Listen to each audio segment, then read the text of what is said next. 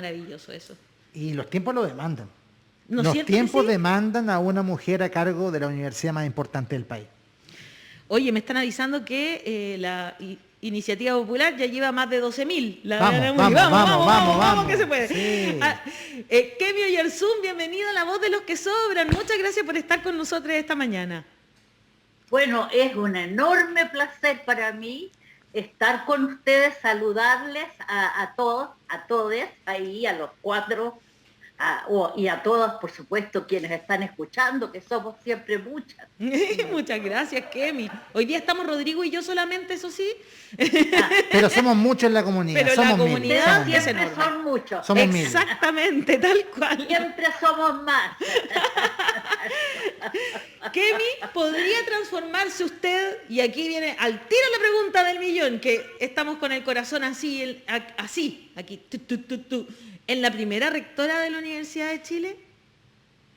Mira, yo creo que los tiempos han cambiado tanto desde la revuelta feminista del 18, primero, y por supuesto la rebeldía, ¿no?, popular expresada en octubre del 19, dan lugar con la instalación de la Convención Constitucional, que estamos en un momento, en un nuevo ciclo que se ha forjado con los sueños y los cuerpos y cuerpas de nuestros pueblos en este país.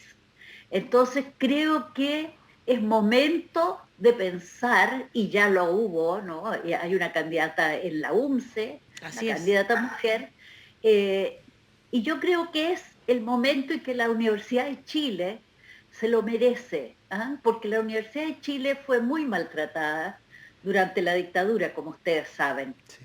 Muy maltratada, muy segregada, fue separada, fue una verdadera dispersión y fragmentación por todo el país, y ahora tenemos por suerte una consolidación de universidades estatales a nivel nacional, y todas las universidades nacionales, estatales, nos merecemos, como universidades públicas, tener una transformación que vaya a la par con los cambios en el subjetivo, en la subjetividad de nuestros pueblos.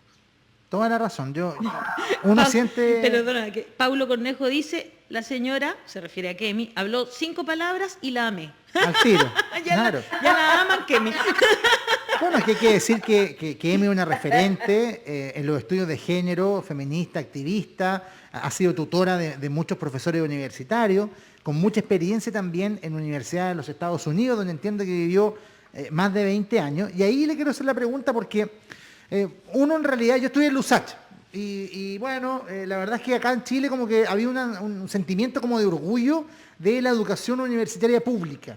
No sé si eso ha permanecido o se ha ido diluyendo de la época en que yo estudiaba, en los 90, hasta ahora, ¿cierto? Pero tomando la experiencia que usted tuvo en esa época importante que vivió en los Estados Unidos, estamos muy lejos en las formas de trabajar, estamos muy lejos en la manera en que las universidades se hacen cargo de las problemáticas país, estamos muy distantes de transformar a las universidades en centros de pensamiento integrales que superen la formación académica. Yo puedo contarles que no solo viví 26 años y fui académica y saqué mi doctorado en California, todo en California, sino que vengo del Liceo 7, ¿no? Vengo de una familia Fantástico. Que pensó siempre la prioridad de darnos una educación pública, porque nos decían, se da esta educación, es gratuita y se devuelve. ¿Cómo se devuelve? En servicio, en vocación de país, en capacidad de escucha, en capacidad de diálogo, que generalmente no ha sido en los últimos 50 años la norma, educarnos para escuchar. Es muy raro que eso se aprenda cuando uno enseña, pero no es raro, porque enseñamos de otra manera. Aquellas personas que creemos en la democracia participativa. Entonces, yo desde el Liceo 7 con anécdotas muy cómicas, como que nos decían, ustedes van a salir de aquí igual que Platón, ¿Por qué? porque íbamos a saber mucho. Y éramos todas, por supuesto, el liceo de niñas. Claro. Y nos parecía estupendo y ahí empezamos a pensar siempre identificando con el Quijote en vez de con la Dulcinea. No sé, bacán. siempre los grandes héroes. Hasta que un momento dado tú dices, pero ¿por qué voy a estarme identificando siempre con los varones? ¿Y por qué siempre va a ser Dulcinea el objeto del deseo y no va a ser sujeto de deseo? Sujeto de agencia, sujeto de participación y de vida. Y ahí empecé mi recorrido y mis viajes, medio nómadas han sido, porque sí, efectivamente, mi padre, que era socialista, fue exonerado de la Fuerza Aérea, él era oficial de sanidad. Durante una de las últimas campañas de El Salvador dijo, no, yo voy a salir a defender este gobierno que ha sido legítimamente votado. Era el momento en que salió el cura de Catapisco, entonces mi papá decía, esto es un robo, y salió tapándose el uniforme lo más que pudo, pero fue exonerado. Y ahí nos vinimos a California, hoy día en este momento estoy acá con mi hijo, quedó toda mi familia personal acá, y aprendí, bueno, a todo lo que tiene que ver con el servicio público y la educación. Ustedes saben que la Universidad de California no es enteramente financiada por el Estado, por ciento. En cambio en Chile hoy, es doloroso decirlo, el Estado financia la Universidad de Chile en fondos basales directos en un 5%. No es nada. Nada. No es nada. Y 10% de todo lo que entra por el cobre a las Fuerzas Armadas. Entonces, aquí hay un mundo que está todavía como invertido. La Claro. Universidad de Chile era como el museo, era el patrimonio de la cultura, de las artes, de la ciencia con sentido de país, desde la Corpo para acá. Y nos involucionamos completamente.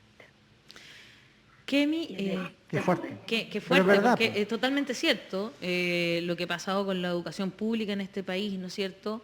Cómo se ha ido desmantelando, ¿no? Poco a poco, digamos. Por fin vamos a tener un ministro que es profesor de aula. Oye, pensaban algo.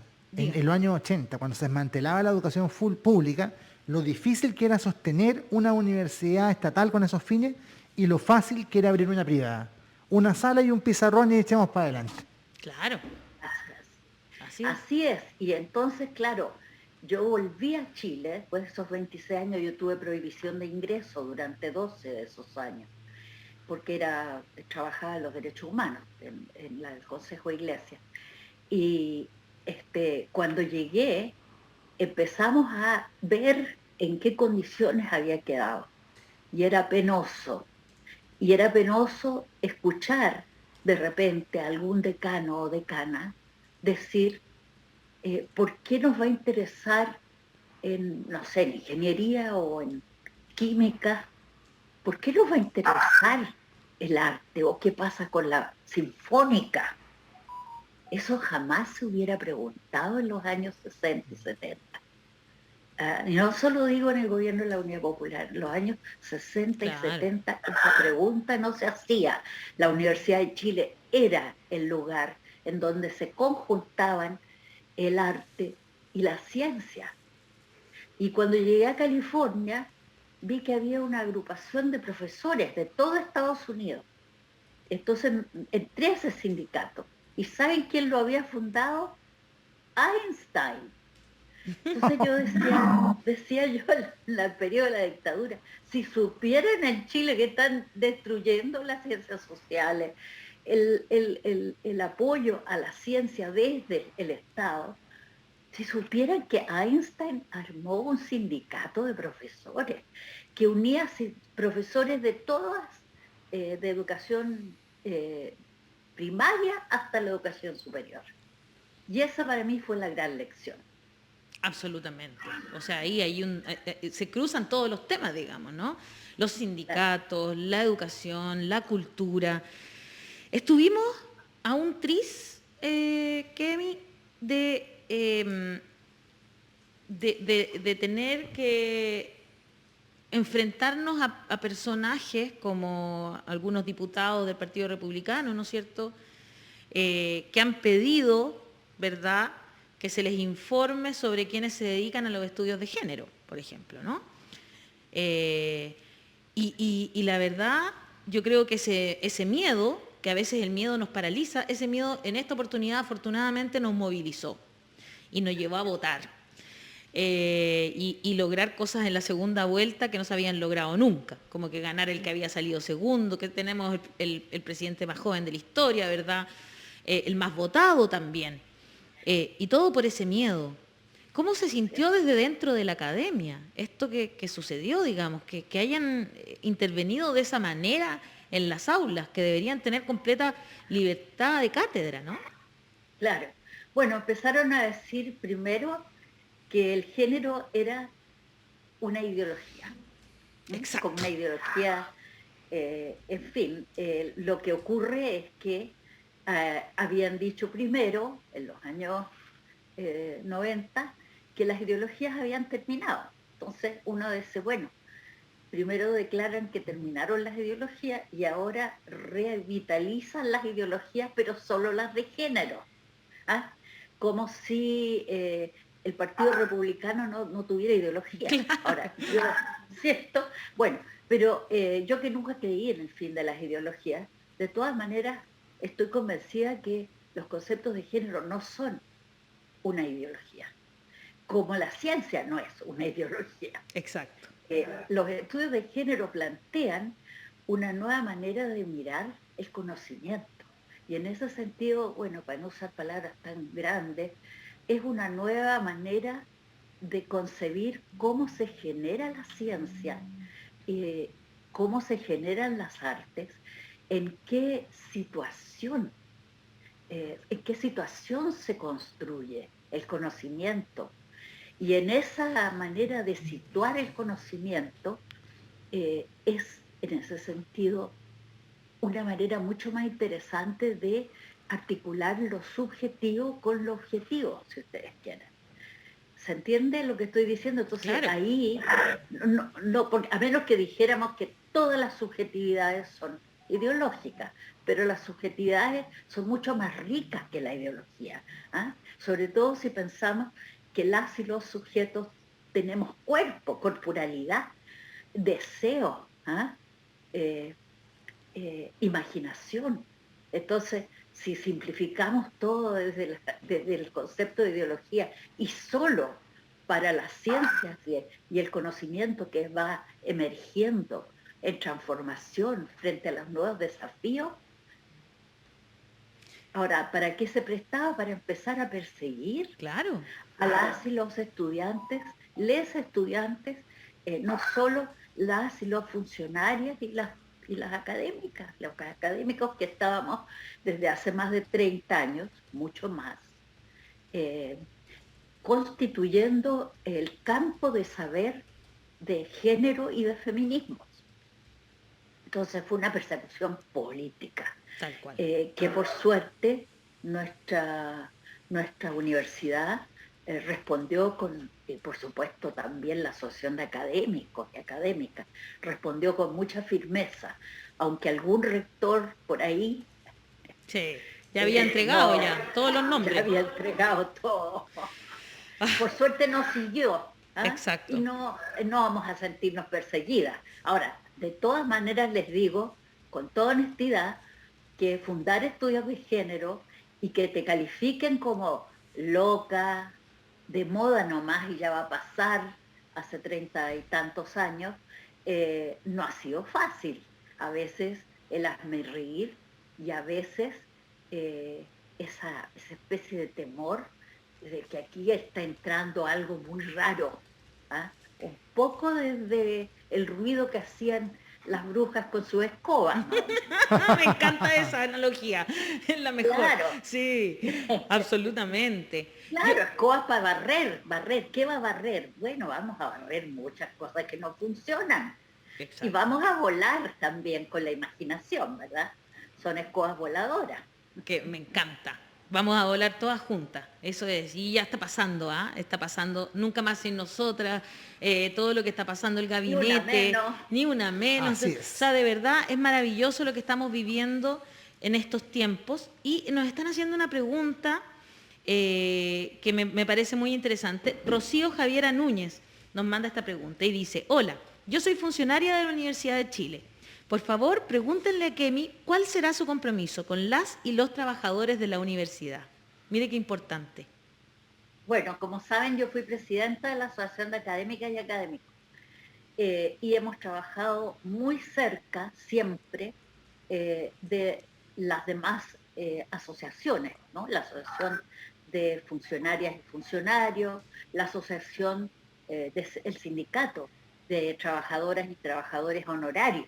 Ustedes saben que con la Claro. precariedad laboral, o sea, una de las mayores características de nuestro trabajo universitario es la tendencia a la precarización con hacia los posgrados, los candidatos a doctores, los postdoctorales, profesores, funcionarios que son contratados a honorarios, algunos de los cuales han sido honorarios más de 10 años, cosa que es muy inconcebible.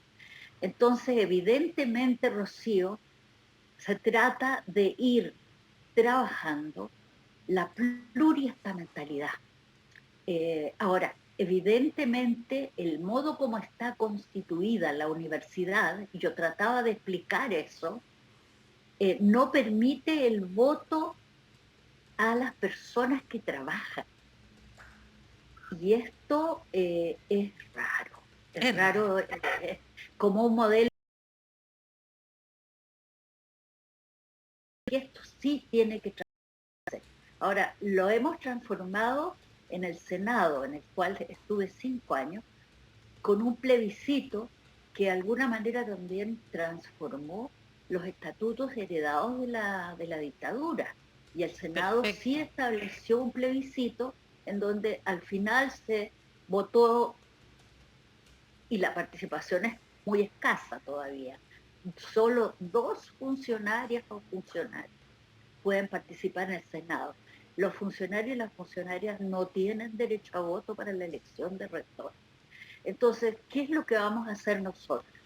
Aquí lo que pienso hacer, junto a otras precandidaturas o candidaturas que haya, es armar una gran convención programática en donde haya, ojalá, urnas para todos los estamentos y no solo en función de las personas que van de candidatas o candidatos, sino en función de cuál es el proyecto de universidad que están presentando. Y yo creo que en ese sentido una convención no es una primaria, una convención programática va a ser un gran ejercicio de, podríamos decir, de pedagogía ciudadana dentro de la Claro. universidad, con todos los estamentos. Porque francamente, yo todavía siempre recuerdo en el Senado de la Universidad de Chile que había un académico de mucha edad, pero muy lúcido, que insistía, no, tiene que ser un hombre un voto. ¿Cómo es esto de que hay un cuarto de voto, un octavo de voto? Porque ustedes saben que no todos los y las académicas votamos con un solo voto. Algunos votan con un octavo porque no tienen suficientes horas. Entonces, esta extraña democracia que va mucho con la postdictadura de los primeros años, es hora que la planteemos, la discutamos y la pongamos en en crítica, pues en crítica Claro. inteligente, compartida, deliberadora, deliberante, ¿no? De conformación de comunidad pensante, porque es nuestro trabajo. Tenemos que saber sobre qué pasa, cuáles son las políticas que afectan nuestro trabajo. Y la academia, bueno, tiene una parte muy Eso importante dentro de la nueva democracia, ¿no? absolutamente, la academia, pero la academia se hace entre todas los estamentos. Alguien una vez me dijo, ¿qué tiene que ver el que barre con mis experimentos en el laboratorio? Y yo le dije, haga su experimento en un laboratorio sucio y va a ver cómo le va a ir. Entonces, esta falta de respeto también muy patronal que todavía queda en Chile, para el que ha vivido afuera es rara, es esta actitud patronal hacia todas las personas en rangos y estamentos, como si fueran de alguna manera inferiores, las demás personas inferiores en su valía ciudadana. Y yo creo que eso tiene mucho que ver con una manera de pensar la academia como si no tuviera nada que ver con el trabajo. Y yo creo que la academia es trabajo, en el sentido más alto, no en el sentido de trabajo que se vende en el mercado.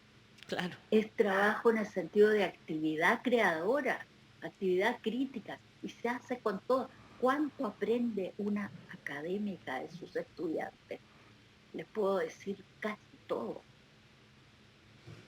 Yo de verdad creo que nos merecemos ya una rectora en la Universidad de Chile. Sí, los tiempos lo demandan. Los tiempos lo Los demandan. tiempos lo demandan. Exactamente. Y además alguien que ponga en valor lo que tiene que ver con los estudios de género que son tan importantes y que están atravesando ya prácticamente todo. Es lo que está decidiendo la nueva Constitución, que el enfoque de género lo atraviese todo, todas las instituciones públicas.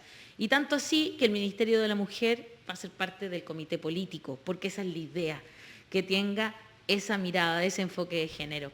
Kemi Oyarzún, ha sido un agrado conversar contigo esta mañana, académica de la Facultad de Filosofía de la Universidad de Chile, pero quería contar, necesitamos una rectora feminista, pero también sé que el próximo 10 de marzo, Kemi, para ya ir cerrando el programa, porque son las 12:03, vas a recibir la condecoración al mérito Amanda Labarca por parte de la actual Rectoría de la Universidad de Chile por tu aporte excepcional a la profesión y al servicio del país. Así es, estoy muy contenta porque en el fondo es un premio a Amanda Labarca, no solo a quien lo recibe, y cada vez que se otorga es un mérito a la historia de las mujeres, de las feministas en Chile, que tenemos una larguísima historia que en momentos ha sido borrada, y de eso habría mucho que hablar, pero tenemos verdaderas gigantes, ¿no? Como Amanda Labarca, como Elena Cafarena, como Olga Poblete, mujeres que hicieron historia para que pudiéramos lograr no solo el voto, el sufragio en el 49, sino además pudiéramos empezar a repensar el concepto de familia, los cuidados, el trabajo invisible de las mujeres para la crianza y para el cuidado de las personas. Y en ese sentido yo creo que es un premio a una continuidad difícil, a una continuidad que ha tenido largos periodos de silencio, como dijo Julieta Kirchner, largos periodos de silencio, y que despertó en las calles, ¿no?, con la revuelta de 2017. Y está aquí para quedar. Alguien una vez me dijo, es que es una moda. Le dije, no es una moda y lo vamos a ver y lo estamos viendo, ¿no? Es que hay una transformación subjetiva que es deseante y ciudadana. Y eso no se entierra fácilmente. Kemi Oyarzún, muchas gracias por estar esta mañana en La Voz de los que Sobran. Toda la suerte.